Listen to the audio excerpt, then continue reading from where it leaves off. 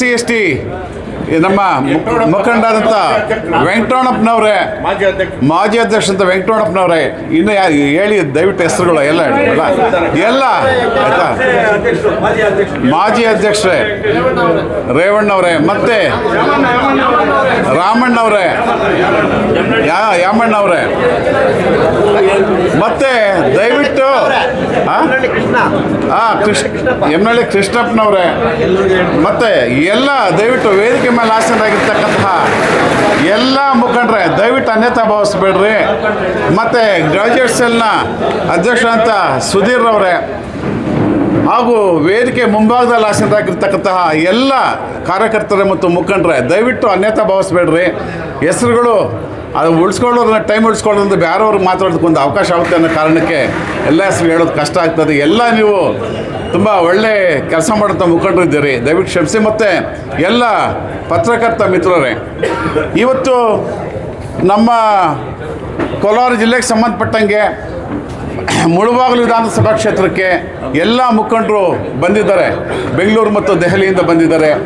ವಿಶೇಷ ಏನಂತಂದರೆ ನಮಗೆ ಮುಂಬರುವ ಚುನಾವಣೆಗಳ ಹಿತದೃಷ್ಟಿಯಿಂದ, ಪಕ್ಷದ ಸಂಘಟನೆ ಹಿತದೃಷ್ಟಿಯಿಂದ ಎಲ್ಲರೂ ಸಹ ಇಲ್ಲೆಲ್ಲ ನಾವು ಸೇರಿದ್ದೀವಿ. ನಾವು ಹಾಗೆಯೇ ನಮ್ಮ ಆದಿನಾರಾಯಣವರ ನೇತೃತ್ವದಲ್ಲಿ ಮತ್ತು ಇಲ್ಲಿನ ಬ್ಲಾಕ್ ಕಾಂಗ್ರೆಸ್ ಪಕ್ಷದ ನೇತೃತ್ವದಲ್ಲಿ ಈ ಸಭೆಯನ್ನು ಆಯೋಜಿಸಲಾಗಿದೆ. ಮುಂಬರುವ ನಮ್ಮ ಏನು ಎಲೆಕ್ಷನ್ಸ್ ಬರ್ತಾ ಇದೆ, ಪದವೀಧರ ಕ್ಷೇತ್ರದ ಎಲೆಕ್ಷನ್ಸ್ ಬರ್ತಾ ಇದೆ, ಅದಕ್ಕೆ ನಾವು ಸರ್ವ ತಯಾರಿ ನಡೆಸಬೇಕಾಗಿದೆ. ಅದಕ್ಕೆ ಒಂದು ಪೂರ್ವ ತಯಾರಿಯ ಸಭೆ ಅಂತ ನಾವು ಇದು ಭಾವಿಸ್ಬೋದು.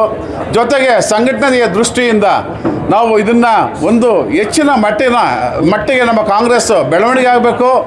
ರಾಜ್ಯದಲ್ಲಿ ನಮಗೆ ಜನಪ್ರಿಯ ಸರ್ಕಾರ ಇದೆ, ಗ್ಯಾರಂಟಿಗಳು ಕೊಟ್ಟು ಜನಗಳೆಲ್ಲ ಸುಖವಾಗಿ ನೆಮ್ಮದಿಯಾಗಿ ಇರ್ತಕ್ಕಂಥ ಒಂದು ಗಟ್ಟಿ ಸರ್ಕಾರ ಮಾನ್ಯ ಮುಖ್ಯಮಂತ್ರಿಗಳಂಥ ಸಿದ್ದರಾಮಯ್ಯನವರು, ಉಪಮುಖ್ಯಮಂತ್ರಿಗಳಂಥ DK ಶಿವಕುಮಾರ್ ಅವರು ಹಾಗೂ ಎಲ್ಲ ನಮ್ಮ ಕೋಲಾರ ಜಿಲ್ಲೆ ಎಲ್ಲ ಶಾಸಕರ ನೇತೃತ್ವದಲ್ಲಿ ತುಂಬ ಅಚ್ಚುಕಟ್ಟಾಗಿ ರಾಜ್ಯದ ಆಡಳಿತ ಚುಕ್ಕಾಣಿ ಹಿಡಿದಿರುವಂಥದ್ದು ಎಲ್ರಿಗೂ ತಮಗೆಲ್ಲ ಮನಗಂಡಿದ್ದೀರಿ. ಇದು ತುಂಬ ಚೆನ್ನಾಗಿ ನಡ್ಕೊಂಡು ಹೋಗ್ತಾ ಇದೆ. ಇಡೀ ದೇಶದಲ್ಲೇ ಕರ್ನಾಟಕ ರಾಜ್ಯದತ್ತ ನಾವು ಏನು ಮಾದರಿಯಾಗಿ ನಾವು ಗ್ಯಾರಂಟಿಗಳು ಕೊಟ್ಟಿದ್ವಿ, ಇದ್ರ ಬಗ್ಗೆ ಇಡೀ ದೇಶ ಈ ಕಡೆ ನೋಡ್ತಾ ಇದೆ. ಬೇರೆಯವರು ಸಹ ಈ ಮಾದರಿಯನ್ನು ಅನುಸರಿಸ್ತಾ ಇದ್ದಾರೆ ಅನ್ನೋದಕ್ಕೆ ನಾವು ನಿಜವಾಗ್ಲೂ ಒಂದು ದೊಡ್ಡ ಹೆಗ್ಗಳಿಕೆ ಅಂತ ನಾನು ಹೇಳೋಕ್ಕೆ ಇಷ್ಟಪಡ್ತಾ ಇದ್ದೀನಿ. ಹಾಗೆಯೇ ಎಲ್ಲರೂ ಸಹ ಈ ಮುಂಬರುವ ಏನು ಪದವೀಧರ ಕ್ಷೇತ್ರದ ಎಲೆಕ್ಷನ್ಸ್ ಇದೆ, ಅದಕ್ಕೆ ನಾವು ಯಾವ ರೀತಿ ಕಾರ್ಯೋನ್ಮುಖರಾಗಬೇಕು, ನಾವು ಎಲ್ಲೆಲ್ಲಿ ಮತದಾರನ ಆಕರ್ಷಣೆ ಮಾಡಬೇಕು ಅನ್ನೋ ನಿಟ್ಟಿನಲ್ಲಿ ಎಲ್ಲ ವೇದಿಕೆ ಮೇಲೆ ಇರ್ತಕ್ಕಂತಹ ಎಲ್ಲ ನಮ್ಮ ಗೌತಮ್ ಅವರು ಬಂದಿದ್ದಾರೆ. ಎಲ್ಲರೂ ಸಹ ತಮಗೆ ತಿಳುವಳಿಕೆ ನೀಡ್ತಾರೆ ಅನ್ನೋ ಮಾತು ಹೇಳ್ತಾ, ಈಗ ನೆಕ್ಸ್ಟು ಮುಂದೆ ನಮ್ಮ ರಾಜ್ಯ ಉಪಾಧ್ಯಕ್ಷರು KPCC ಉಪಾಧ್ಯಕ್ಷರು ಆದಂತಹ ನಮ್ಮ ನಾರಾಯಣ ಸ್ವಾಮಿ ಅವರು ನಮಗೆ ಕೋಲಾರ ಜಿಲ್ಲೆಯ ಇನ್ಚಾರ್ಜ್ ಇದ್ದಾರೆ.